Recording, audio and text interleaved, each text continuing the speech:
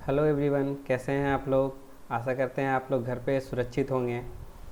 आज का टॉपिक है हमारा कि कोई भी फॉर्म को कैसे फिलअप किया जाता है। जो ऑनलाइन फॉर्म हम लोग जॉब के लिए भरते हैं तो उस फॉर्म को कैसे फिलअप करना है।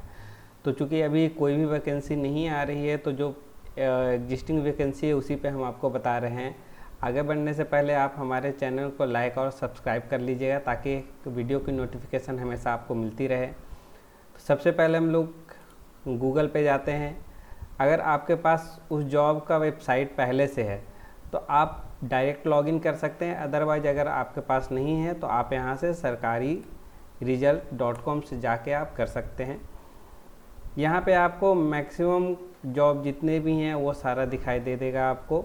साथ में एडमिट कार्ड, जिस भी फॉर्म को आपने भरा है उसका एडमिट कार्ड यहाँ पे आपका शो करते रहेगा। यहाँ से आप डायरेक्ट जाके एडमिट कार्ड निकाल सकते हैं। जिस फॉर्म में आपका एग्ज़ाम हो गया है उसका रिज़ल्ट देखना है तो आप रिज़ल्ट सेक्शन में जाके उस चीज़ को देख सकते हैं। तो हम आज कोशिश करें एक फॉर्म भरने का जो कि है India post UP GDS online form, जिसका डेट बढ़ा है लेकिन इतना नहीं बढ़ा है कि आप फिर से फॉर्म भर सकते हैं, क्योंकि इसका लास्ट डेट जो था वो 20 तारीख ही था। 20 अप्रैल को इसका लास्ट डेट था। तो आगे हम बढ़ते हैं। ये आपका नोटिफिकेशन सारा है। यहाँ पे आपको दिया हुआ है कि किस स्टेट के लिए कब से रजिस्ट्रेशन खुल रहा है और कब तक के लिए है। अगर एक्सटेंड हुआ है रजिस्ट्रेशन तो यहाँ पे फ्रॉम डेट दिया हुआ है और फ्रॉम लास्ट डेट जहाँ तक है।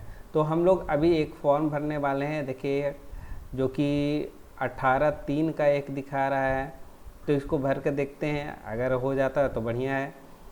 यहाँ पे आपका एप्लीकेशन फ़ी जितना है वो यहाँ दिखाते रहेगा। तो जनरल ओबीसी ईडब्ल्यूएस के लिए 100 रुपये है। एससी एसटी ओबीसी के लिए एससी एसटी पीएच के लिए कोई भी पैसा नहीं है और फीमेल के लिए कोई भी पैसा नहीं है।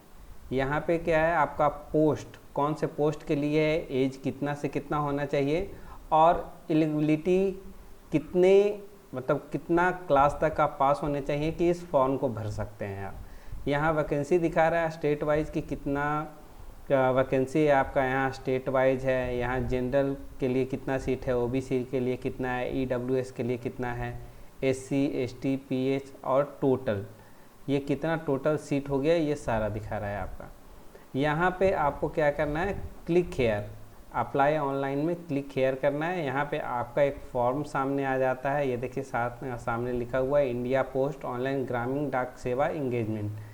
तो आपको क्या करना है, कोई भी फॉर्म का भरने का एक नियम होता है। सबसे पहला नियम ये होता है कि आपको जो भी डिटेल भरना है वो आपको 10th के अनुसार भरना है। 10th में आपका जो नाम होता है उसी के अनुसार सारा फॉर्म आपका फिलअप होता है। यहाँ देखिए, as per 10th class certificate including spaces, मतलब जिस तरीके से आपका नाम लिखा हुआ है, फादर नेम लिखा हुआ है, डेट ऑफ बर्थ लिखा हुआ, उसी अनुसार आपको सारा भरना है। तो मान लीजिए यहाँ पे जो भी है मैंने यहाँ पे भर दिया, मेरा जो नाम है वो मैंने भर दिया।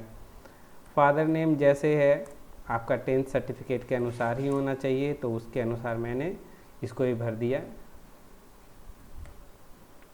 नेक्स्ट आपका मोबाइल नंबर है। तो मोबाइल नंबर जो एक्टिव आप रखते हैं उस मोबाइल नंबर को भरिए। जो भी आपका मोबाइल नंबर है वो मोबाइल नंबर भरिए।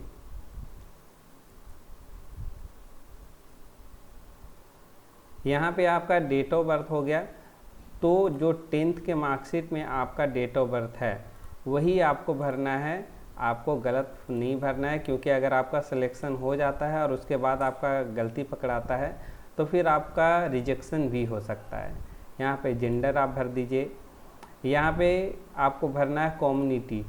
अनरिजर्व का मतलब जनरल हो गया, ओबीसी एससी एसटी ये रिजर्व में आता है, जिसका अपना अपना तरीके से छूट दिया जाता है। तो मैंने जनरल भर दिया। अब यहाँ पे आपका एक आ रहा है इकोनॉमिकली वीकर सेक्शन। अगर आप वीकर सेक्शन से तो यस कीजिए, अगर नहीं तो नो कीजिए।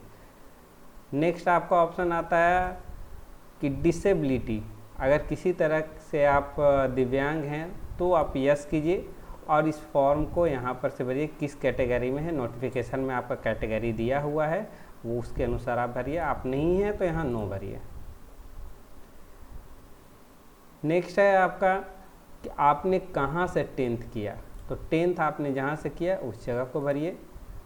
कब आपने 10th किया, उस चीज़ को भरिए। अब मेन ऑप्शन यहाँ पे आ जाता है कि आपका जो फ़ोटो है, सिग्नेचर है, उसको कौन साइज करना, यानी रीसाइज करना। तो रीसाइज करने में काफ़ी ज़्यादा प्रॉब्लम हो जाता है, क्योंकि यहाँ पे आपका लिखा हुआ है कि साइज़ अप टू 50 KB, यानी 50 KB तक ही होना चाहिए, 200 DPI में होना चाहिए, और डायमेंशन जो है 200x230 पिक्सल्स होना चाहिए। तो उसका दो तरीके से है, अब दोनों तरीके से मैं आपको बता देता हूँ। और जब भी आप रिसाइज का काम करें तो फॉर्म भरने के पहले करें, फॉर्म भरने के बाद नहीं, क्योंकि वो एक टाइमिंग होता है किसी फॉर्म का। अगर आप फॉर्म भरने के दौरान कीजिएगा तो ज़्यादा टाइम होने की वजह से आपका पेज आउट हो सकता है। तो आप क्या कीजिए, पहले ही ये सब रेडी करके इंस्ट्रक्शन पढ़ के उसको रेडी कर लीजिए। तो ये हमारा फ़ोटो है जो मैंने एक स्कैन किया है।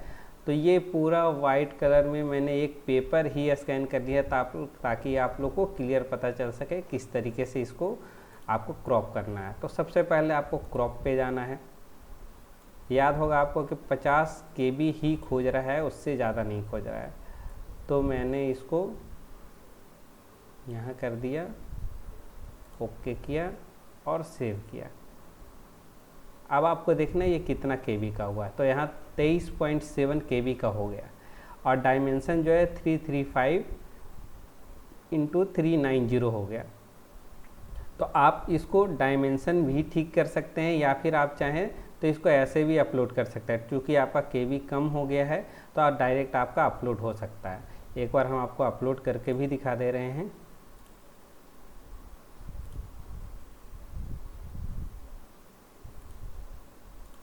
ये देखिए आपका एक अपलोड हो गया।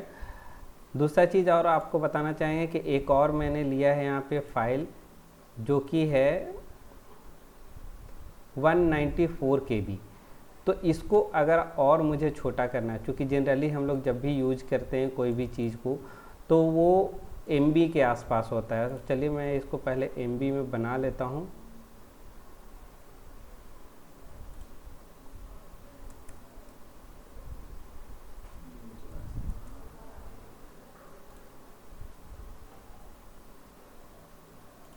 तो ये फाइल हमारा बड़ा हो गया है,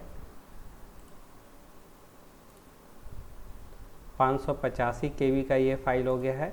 ये मुझे 200 से नीचे करना है। तो क्या करना होगा, पिक्चर में जाना होगा, रीसाइज में जाना होगा, और यहाँ से या तो आप यहाँ से प्रीफर्ड कर सकते हैं, इसको ओके करेंगे, उसके बाद सेव करेंगे तो एक लिमिट के नीचे ये कम हो जाएगा। ये 206 है, लेकिन हमको क्या चाहिए, 206 से भी नीचे चाहिए, 200 से नीचे चाहिए। तो यहाँ पे आप क्या करें, यहाँ ओरिजिनल साइज आपका दिखा रहा है, आप थोड़ा सा चेंजिंग इसमें कर दें, कस्टम में जाके यहाँ आपको करना होगा 1000 कर दीजिए, और यहाँ 700, और उसके बाद मैंने ओके कर दिया और सेव कर दिया। अब देखते हैं कितना है। अब हमारा 179 KB हो गया। यानी कि कोई भी फॉर्म को आप जब भरते हैं तो सबसे पहले आपको क्या करना है, रीसाइज कर लेना है, उसके बाद ही फॉर्म को स्टार्ट करना है भरने के लिए। तो ये हमारा रेडी हो गया है डॉक्यूमेंट्स। अब यहाँ पे क्या दे रहा है कि यहाँ अपलोड सिग्नेचर। तो आपको यहाँ पे साइन अपलोड करना है अपना, जो आप साइन करते हैं, जिस तरीके से आप साइन करते हैं वो साइन आपको अपलोड करना है। वो हम देख लेते हैं कहाँ पे है हमारा। आप कोशिश कीजिए कि एक जगह पे सारा चीज़ रखेंगे तो ज़्यादा बेहतर से आपका काम हो जाएगा। तो ये देखिए ये साइन हो गया हमारा। वो फ़ोटो में आपको दिखा रहा था सिर्फ कि कैसे अपलोड किया जाता है, कैसे कौन साइज किया जाता है। तो ये हो गया कंप्लीट डिटेल मेरा। ये हो गया आपका कैप्चा कोड। कई बार कैप्चा कोड डालने में अगर लेट हो जाता है तो ये एक्सपायर हो जाता है।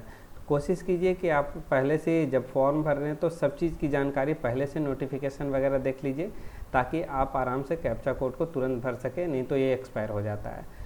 नेक्स्ट है आपका जो इंस्ट्रक्शन है और सारा चीज़ मैनुअल है, वो सारा चीज़ पढ़ के आपने ओके किया है। उसके बाद यहाँ से प्रीव्यू कीजिए। ये सारा फॉर्म आपका दिखा रहा है कि आपने फॉर्म भर दिया। एक ये छोटा सा फॉर्म है, ये बहुत बड़ा फॉर्म नहीं है।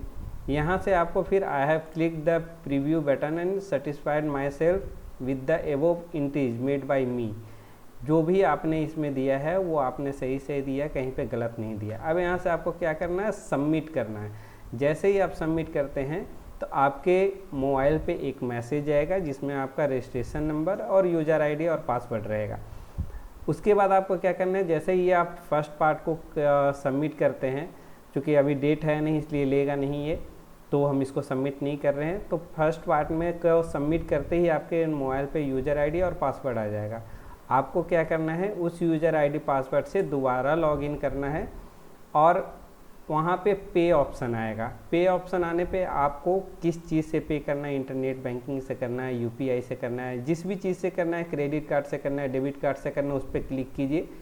कार्ड का नंबर डालिए उस पर, और जैसे ही आप नंबर डालते हैं तो आपका रीडायरेक्ट हो जाता है आपका पेमेंट मोड में, और आपके मोबाइल पे एक OTP जाता है। उस OTP को आप डालते हैं और पे नाउ करते हैं तो ये आपका ऑटोमेटिक रीडायरेक्ट होकर पैसा कट जाता है। लेकिन कई बार आपसे गलती हो जाती है, क्या हो जाती है, जब स्लो थोड़ा काम करते रहता है तो आप सोचते हैं क्यों नहीं लिया, तो पे नाउ पे आप 2-3 बार क्लिक कर देते हैं। कई बार होता है कि आप रिफ्रेश पे क्लिक कर देते हैं, कई बार होता है F5 दबा देते हैं। तो आपको क्या करना है कि जब भी आप पेमेंट करते रहें तो कभी भी बैक वाला आपको बटन नहीं दबाना है, कभी रिफ्रेश का बटन नहीं दबाना है, कभी F5 नहीं दबाना है, या बैकग्राउंड में रिफ्रेश जाके नहीं करना है। वो ऑटोमेटिक लेगा, जैसे ही उसका सर्वर फाउंड होगा वो ऑटोमेटिक लेगा, आपको कुछ नहीं करना है। अगर आप करते हैं तो कई बार आपका पैसा कट जाता है लेकिन फॉर्म आपका भरा नहीं पाता है। तो कारण यही होता है कि आप कोई गड़बड़ कर देते हैं, किसी तरह का रिफ्रेश कर देते हैं, बैक कर देते हैं, थोड़ा टाइम लेने लगता है तो थोड़ा सा आपको लगता है बहुत टाइम ले लिया, तो उस चक्कर में आप क्या करते हैं, उसको रिफ्रेश कर देते हैं। वो आपको नहीं करना है। तो ये आपका एक फॉर्म, छोटा सा फॉर्म भरने का तरीका मैंने बताया। जब कोई नया जॉब के लिए आया हुआ रहेगा फॉर्म तो मैं उस पर और डिटेल में आपको बताऊँगा।